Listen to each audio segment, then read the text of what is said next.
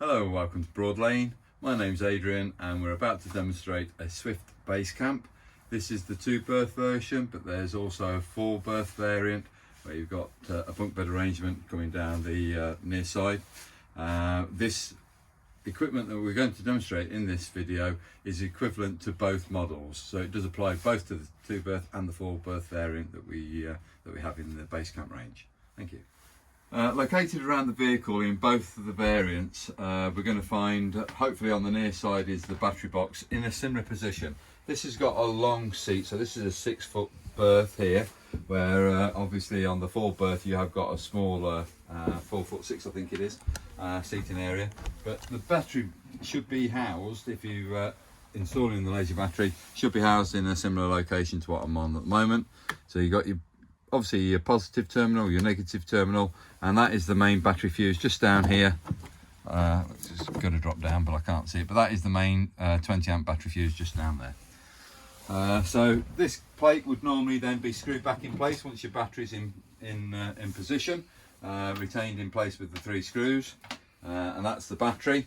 We've put the water supply on. We've also connected mains electrics to this vehicle for test purposes. So with these services already attached, we're going to now come into the locker where you're going to find the power supply unit.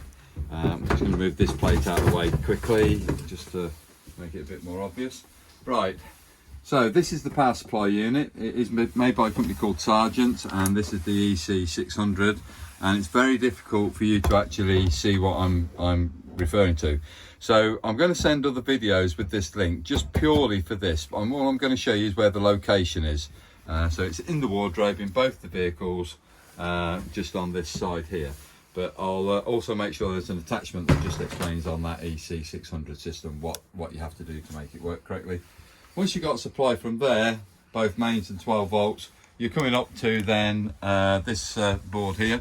So that displays the distribution of 12 volt electrics within the vehicle. So we've got the lightings, the pump, the awning light. We can do heating and fridge, but I'm going to show you those separately, and settings. So rather than go into the full explanation of how this panel works, there will be separate links that accompany any information that we send out that will feature this. It will also be on things like the water heater system that's made by Whale, and the controls for that are just by the side of this panel in setting there. So right at the beginning of the video I mentioned about other links that will be present and we'll send on to accompany this, that are more detailed in the workings of those particular individual appliances, in other words professionally shot. But we have got also an alarm system, tracker system on the Basecamps. It's of a keypad variety. So you see it here. It's a case of hitting numbers. You need to put your own code in. There is a factory set code, which obviously I know, but when you're here and you buy this vehicle, we're asking you to put your own code in, so it's only you that knows what it is and not ourselves. If you do bring it back to us for service work, then just take that code out or turn it in an off position. So yeah, quite a nice little feature that's there as well, and I hope you found all these video links to be useful. Thank you for watching.